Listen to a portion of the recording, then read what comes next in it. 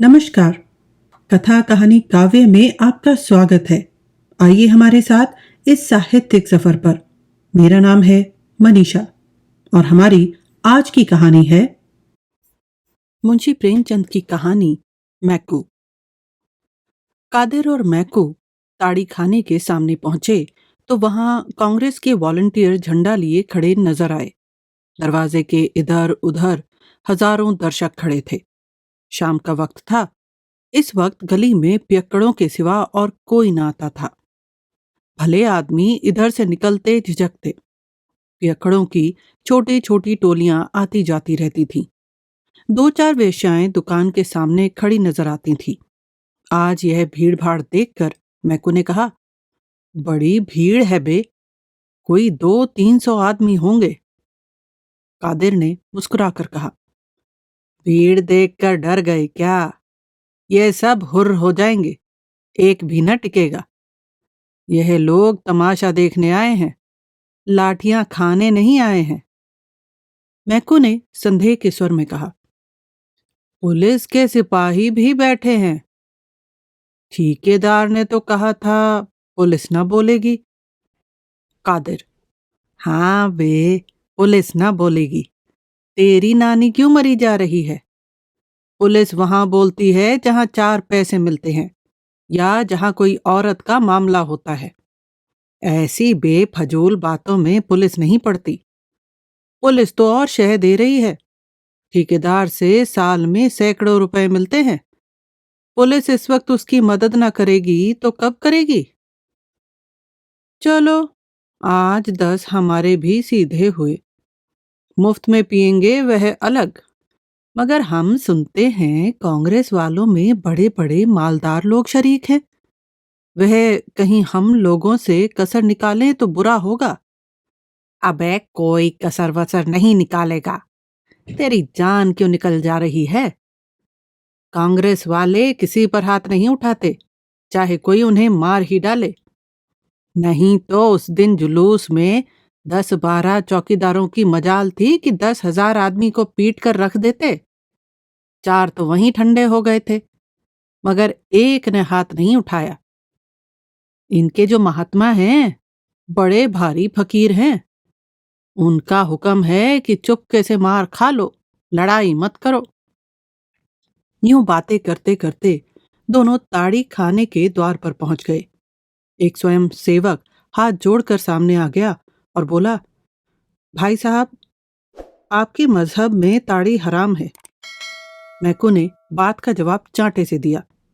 ऐसा तमाचा मारा कि स्वयं सेवक की आंखों में खून आ गया। ऐसा मालूम होता था कि गिरा चाहता है। दूसरे स्वयं सेवक ने दौड़कर उसे संभाला। 5 उंगलियों का रक्तमय प्रतिबिंब झलक रहा था, मगर वॉलंटियर तमाचा खाकर भी अपने स्थान पर खड़ा रहा। मैकू ने कहा, अब हटता है कि और लेगा? स्वयं सेवक ने नम्रता से कहा, अगर आपकी यही इच्छा है तो सिर सामने किए देता हूं। जितना चाहिए मार लीजिए, मगर अंदर ना जाइए। यह कहता हुआ वह मैकू के सामने बैठ गया। मैकू ने स्वयं सेवक के चेहरे पर निगाह डाली। उसकी 5 उंगलियों के निशान झलक रहे थे। मैकू ने इसके पहले अपनी लाठी से टूटे हुए कितने ही सिर देखे थे, पर आज किसी ग्लानि उसे कभी न हुई थी। वह 5 उंगलियों के निशान किसी पंचशूल की भांति उसके हृदय में चुभ रहे थे। कादिर चौकीदारों के पास खड़ा सिगरेट पीने लगा। वहीं खड़े खड़े बोला, अब खड़ा क्या देखता है, लगा कस के एक हाथ। मैकू ने स्वयं सेवक से कहा, तुम उठ जाओ, मुझे अंदर जाने दो। आप मेरी छाती पर पांव रखकर चले जा सकते हैं। मैं कहता हूं उठ जाओ, मैं अंदर ताड़ी न पीऊंगा, एक दूसरा ही काम है। उसने यह बात कुछ इस दृढ़ता से कही कि स्वयं सेवक उठकर रास्ते से हट गया। मैकू ने मुस्कुराकर उसकी ओर ताका। स्वयं सेवक ने फिर हाथ जोड़कर कहा, अपना वादा न भूल जाना।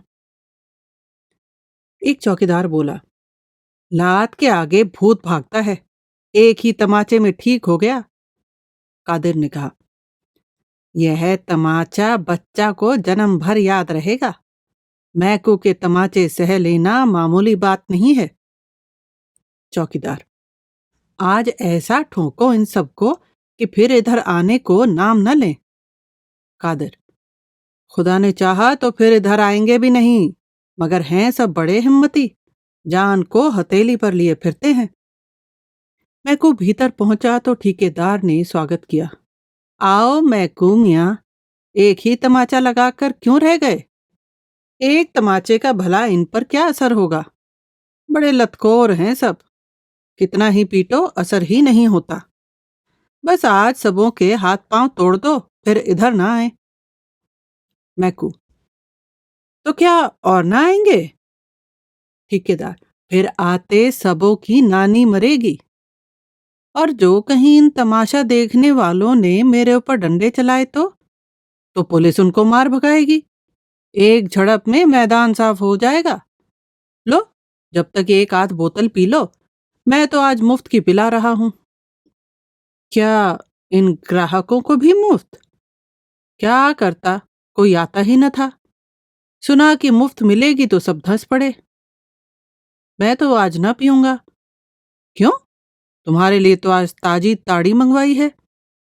यूं ही, आज पीने की इच्छा नहीं है। लाओ, कोई लकड़ी निकालो, हाथ से मारते नहीं बनता। ठेकेदार ने लपक कर एक मोटा सोंटा मैकू के हाथ में दे दिया और डंडेबाजी का तमाशा देखने के लिए द्वार पर खड़ा हो गया। मैकू ने एक क्षण डंडे को तौला, तब उछलकर ठेकेदार को ऐसा डंडा रसीद किया कि वहीं दोहरा होकर द्वार में गिर पड़ा। इसके बाद मैकू ने पियक्कड़ों की ओर रुख किया और लगा डंडों की वर्षा करने। न आगे देखता था न पीछे, बस डंडे चलाए जाता था। ताड़ीबाजों के नशे हिरन हुए, घबरा घबरा कर भागने लगे, पर किवाड़ों के बीच में ठेकेदार की देह बिंधी पड़ी थी। उधर से फिर भीतर की ओर लपके। मैकू ने फिर डंडों से आह्वान किया। आखिर सब ठेकेदार की देह को रौंद रौंद कर भागे। किसी का हाथ टूटा, किसी का सिर फूटा, किसी की कमर टूटी। ऐसी भगदड़ मची कि 1 मिनट के अंदर ताड़ी खाने में एक चिड़िए का भी पूत भी न रह गया। एकाएक मटकों के टूटने की आवाज आई। स्वयंसेवक ने भीतर झांक कर देखा तो मैकू मटकों को विध्वंस करने में जुटा हुआ था। बोला, भाई साहब, अजी भाई साहब, यह आप गजब कर रहे हैं। इससे तो कहीं अच्छा कि आपने हमारे ही ऊपर अपना गुस्सा उतारा होता। मैकू ने 2-3 हाथ चलाकर बाकी बची हुई बोतलों और मटकों का सफाया कर दिया और तब चलते चलते ठेकेदार को एक लात जमाकर बाहर निकल आया। कादिर ने उसको रोक कर पूछा, तू पागल तो नहीं हो गया है बे? क्या करने आया था और क्या कर रहा है? मैकू ने लाल लाल आंखों से उसकी ओर देखकर कहा, हाँ, अल्लाह का शुक्र है कि मैं जो करने आया था वह न करके कुछ और ही कर बैठा। तुम में कुव्वत हो तो वॉलंटियरों को मारो, मुझ में कुव्वत नहीं। मैं तो जो एक थप्पड़ लगाया उसका रंज अभी तक है और हमेशा रहेगा। तमाचे के निशान मेरे कलेजे पर बन गए हैं। जो लोग दूसरों को गुनाह से बचाने के लिए अपनी जान देने को खड़े हैं, उन पर वही हाथ उठाएगा जो पाजी है, कमीना है, नामर्द है। मैकू फिसादी है, लठैत, गुंडा है, पर कमीना और नामर्द नहीं है। कह दो पुलिस वालों से, चाहें तो मुझे गिरफ्तार कर लें। कई ताड़ीबाज खड़े सिर सहलाते हुए उसकी ओर सहमी हुई आंखों से ताक रहे थे। कुछ बोलने की हिम्मत न पड़ती थी। मैकू ने उनकी ओर देखकर कहा, मैं कल फिर आऊंगा। अगर तुम में से किसी को यहां देखा तो खून ही पी जाऊंगा। जेल और फांसी से नहीं डरता। तुम्हारी भलमनसी इसी में है कि अब भूल कर भी इधर ना आना। यह कांग्रेस वाले तुम्हारे दुश्मन नहीं हैं। तुम्हारे और तुम्हारे बाल बच्चों की भलाई के लिए ही तुम्हें पीने से रोकते हैं। इन पैसों से अपने बाल बच्चों की परवरिश करो, घी दूध खाओ। घर में तो फाके हो रहे हैं, घरवाली तुम्हारे नाम को रो रही है और तुम यहां बैठे पी रहे हो। लानत है इस नशेबाजी पर। मैकू ने वहीं डंडा फेंक दिया और कदम बढ़ाता हुआ घर चला। इस वक्त तक हजारों आदमियों का हुजूम हो गया था। सभी श्रद्धा, प्रेम और गर्व की आंखों से मैकू को देख रहे थे। हमारे साथ बने रहने के लिए धन्यवाद।